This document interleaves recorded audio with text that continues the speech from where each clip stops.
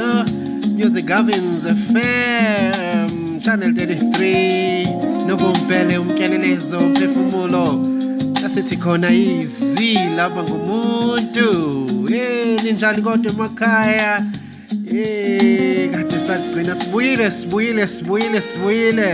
sithi izwi lapha ngumuntu uNkulunkulu siphila ukuphila sigcinekile sibahle uNkulunkulu sambulela ukuhle asiphe kona uNkulunkulu uyamangalisa siyabonga kakhulu nje niyaphila America, Asia, Europe, Africa, Australia niyaphila kodwa I know that uNkulunkulu is with you and uhlale nani ngasonke isikhathi angixolise nje impela ukuthi izinto zibuye ziyele but we know ukuthi izwi kaNkulunkulu limbewu ngisho njalo ukuthi esikukhulumayo kuyamila sometimes akufunakala isikhulume kakhulu izinto ezihlukene njalo and sikhohle ukuthi phela izimbewu fanele izikhule zakheke kithi ukuze zibe izithelo zithele Nkosi yami uNkulunkulu unjani kodwa uyazambula kini balaleli emakhaya yes akukho kukhulu nje ngizokhuluma bekunibingelela namhlanje sithi nje uNkulunkulu nathi akasishiyi ungambulele kakhulu kulokho about the life ukuthi izinto zethu esizenzayo zifanele zibe nokuphila ukuze zikwazi ukuimphatheka kufana ukuthi ukuthelela abanye abantu so into engenayo ukuphila ayikwazi ukutheleleka ayikwazi ukuthi uyidlulise because siyaphila la emhlabeni kodwa asipheleli la siyadlula kungena abanye kodwa kufanele impilo zethu zidlulele kwabanye baqhubeke nohambo because lento iumoya it goes from one generation to generation so fanele njalo mawubuka impilo uyibuke in generational form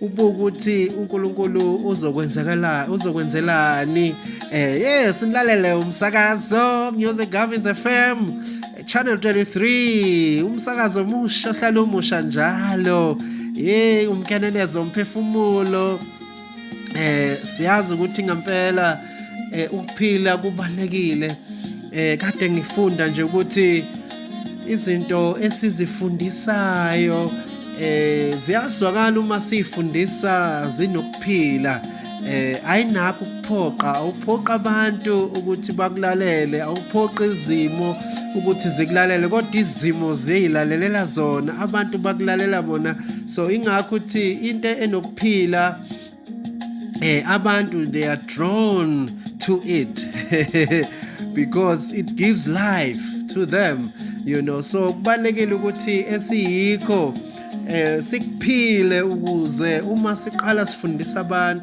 abantu ngento ephilayo ngike ngibasaba abantu kulezi inhlelo zama riches zama business lawa umuntu athi uzoba imillionaire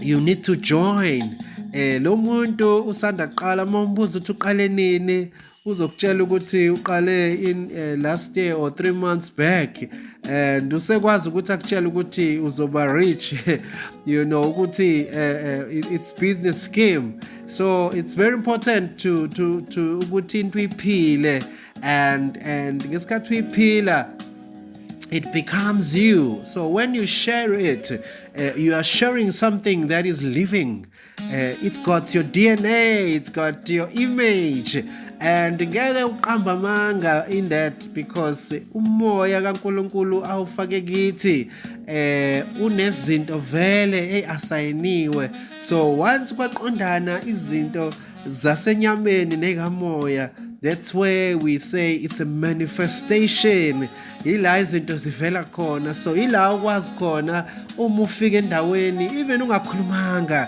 but your presence imanifest imphathe uma kukhona abantu kade bengenakho ukuhlakanipha ey'ntweni ey'thize, but because of your presence, because usutephe into the word that was put in you, so kulula ukuthi-ke abantu bashintshe, ubone beshintshe, environment ishintshe because of your presence.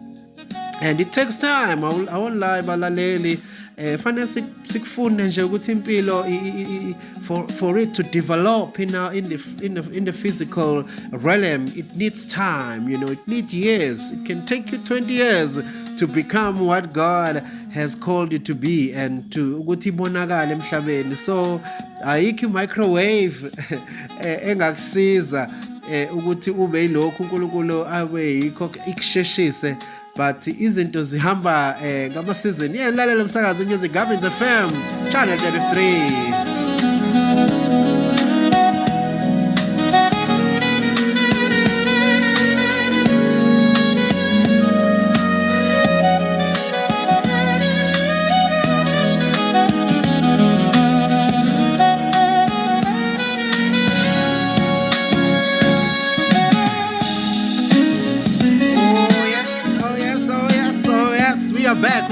We are back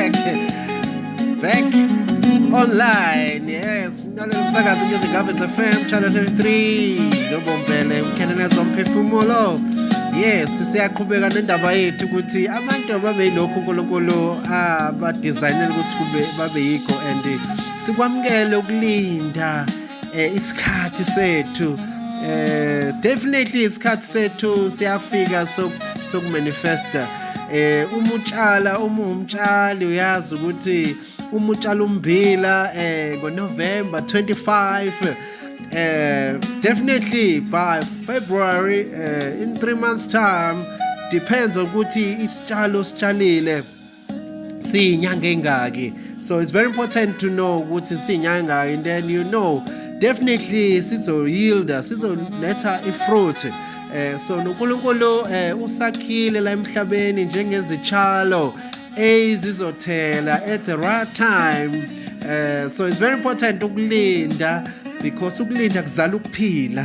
Nkosi yami, uNkulunkulu ekufundisa ngento ilinde, iyakheke kuwe kuyima iba ukuphila, iyakhe ukuphila bese ukwazi ukuyidlulisa.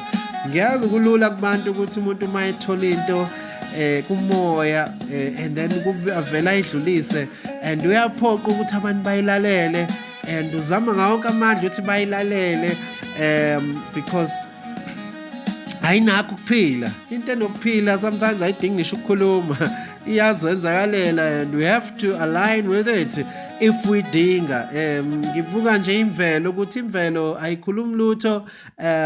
Look at the sun, ilanga liyavela ekseni endaweni ethize lihambe liye kwenye indawo, doing one and the same thing every minute, every second.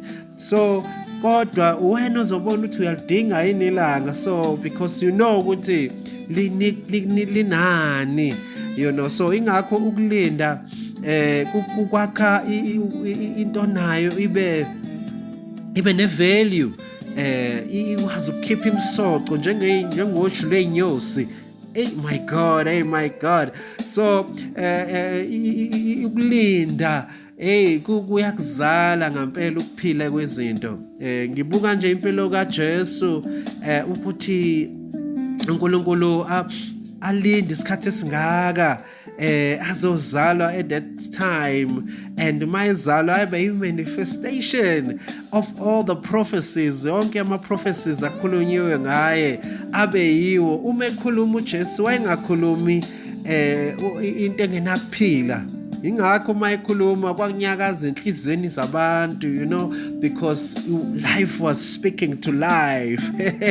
So it's very important balaleli. Ilokho nje bengifuna ukusho namhlanje. uNkulunkulu anigcine nje, anisibekele.